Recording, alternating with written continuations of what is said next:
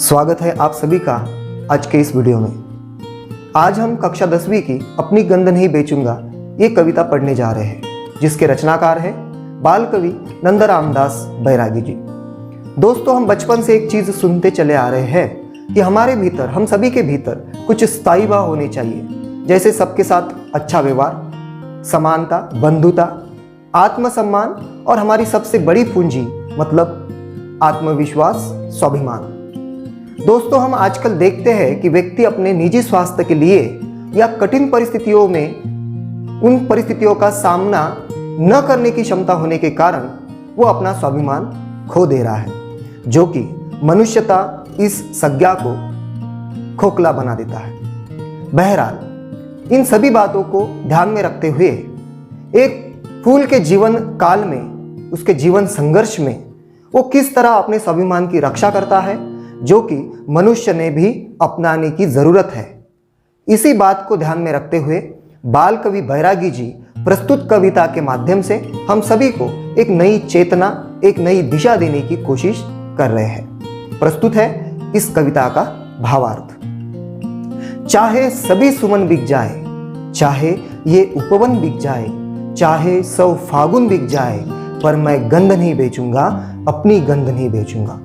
फूल इन पंक्तियों के माध्यम से स्पष्ट करना चाहता है कि चाहे सुमन बिक जाए, मतलब अर्थात एक फूल बिक जाए, जहां ढेर सारे फूल उगते हैं, ऐसे उपवन, ऐसे बागान क्यों ना बिक जाए, और जिन मौसमों में इन फूलों की बहार होती है, रंगत होती है, इनकी उपज होती है, ऐसे 100 फागुन क्यों ना बीत जाए, पर किसी भी हालत में फूल अपनी गंध, जिसे वो अपना स्वाभिमान कहता है, वो खोने के लिए तैयार नहीं है। जिस डाली ने गोद खिलाया, जिन कोपल ने दी अरुणाई, लक्ष्मण जैसी चौकी देकर जिन कांटों ने जान बचाई, इनको पहला हक है आता, चाहे मुझको नोचे तोड़े, चाहे जिस मालिन से मेरी पंखुड़ियों के रिश्ते जोड़े।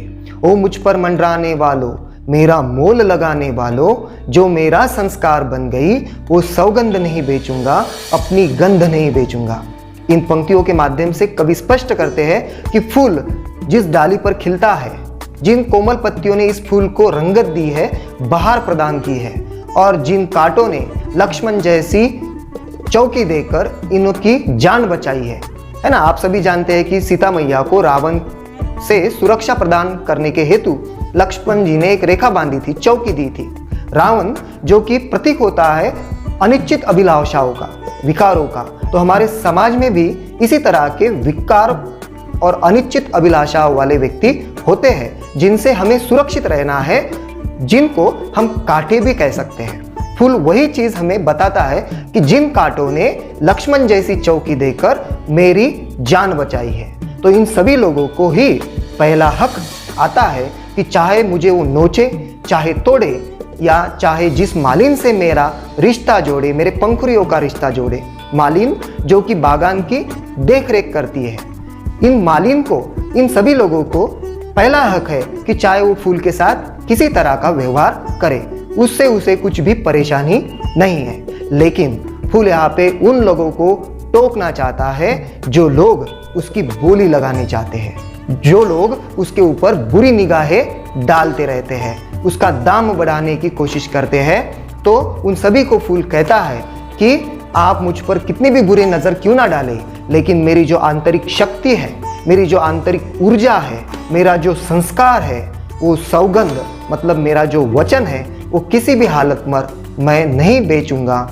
मौसम से क्या लेना मुझको, ये तो आएगा जाएगा, देता होगा तो दे देगा, खाता होगा तो खाएगा। कोमल भौरों के सुर सरगम, पतझरों का रोना धोना, मुझ पर क्या अंतर लाएगा, पिचकारी का जादू टोना। वो नीलाम लगाने वालों, पल पल दाम बढ़ाने वालों, मैंने जो किया स्वयं से, वो अनुबंध नहीं तोड़ूंगा। फूल इन पंक्तियों से हमें एक संदेश देना चाहता है कि चाहे उसके जीवन में कितने सारे मौसम क्यों ना आते जाते रहे, जिन मौसमों में फूल को रंगत मिलनी है, बहार मिलनी है, वो मिलकर ही रहेंगी, और जिन मौसमों में उसका पतझड़ना होगा या झरना होगा, वो मौसम में उसका झरना तय है। लेकिन इन सभी बातों से, इन सभी विधाओं से उसके जीवन में किसी भी प्रकार का असर नहीं होता। फूल कहता है कोमल भंवरों के सुर सरगम। जिस तरह हमारे जीवन में भी कुछ लोग कोमल भंवरों के सुरगम की तरह हमें जरा पेड़ पर चढ़ाने की कोशिश करते हैं, हमारी स्तुति करते हैं, या पतझड़ों का रोना धोना, या ऐसे लोग जो हमें संकट में डालते हैं, हमें दुखी करते हैं, इन सभी से भी मैं परेशान नहीं हूं। मैं उन लोगों को बोलना चाहता हूं कि जो लोग मेरी नीलामी करना चाहते हैं, पल पल दाम बढ़ाने वालों, है ना, हमारे जीवन में भी बहुत सारे लोग हमें हमारी कीमतें आंकते हैं, हमारी रोक फरोख्त करने की कोशिश करते हैं, हमारी एक नीलामी लगाने की, एक बोली लगाने की कोशिश करते हैं। तो फूल उन सभी को बोलता है, कहना चाहता है कि चाहे आप मेरी कितनी भी कीमत क्यों ना लगाए, लेकिन मैंने जो मुझसे स्वयं से जो वचन दिया है, वो वचन, वो अनुबंध मैं किसी भी परिस्थिति में नहीं बेचूंगा, उसे नहीं खोऊंगा। इन पंक्तियों से कवि मनुष्यता को भी एक चेतना प्रस्तुत करता है। मुझको मेरा अंत पता है। हम सभी को हमारा गंतव्य स्थल निश्चित तौर से पता है। फूल भी कहता है कि मुझे मेरा अंत पता है, पंकुरी पंकुरी बन जाऊंगा, बिखर जाऊंगा, लेकिन सबसे पहले पवन परी संग एक एक के घर जाऊंगा। मतलब हवा के साथ मेरे जीवन काल में मेरे जो कोई भी दोस्त बने हैं, जिन्होंने मेरी सहायता की है, उन सबको मिलने के लिए मैं एक बार ज़रूर जाऊंगा। इन सबसे मेरे जीवन काल में मेरी जो कोई भी भूल चूक हुई होगी, भूल चूक की माफ़ी लेगी सबसे मेरी गंध कुमारी। मतलब मेरे जीवन काल में जो कोई भी मेरी गलतियां हुई होंगी, मेरे कारण दूसरे को कुछ ठेस पहुंची होंगी, उन सभी से मैं माफ़ी मांगूंगा। मेरी गंध कुमारी माफ़ी लेंगी, माफ़ी मांगेंगी। तब जाकर उस दिन ये मंडी समझेगी क्या होती है खुददारी। उस दिन इस समाज को, मंडी मतलब कभी कहते हैं यहाँ पे, मंडी का भावार्थ समाज के साथ जोड़ना चाहते हैं कि तब जाकर समाज समझेगा कि खुददारी क्या चीज़ होती है, कि किसी भी हालात पर, किसी भी समस्या में, किसी भी परिस्थिति में खुद का व्यापार न करना, खुद को उस परिस्थिति को न सौंपना, खुद के परिस्थिति से बांध के रखना, मतलब अपना स्वाभिमान बरकरार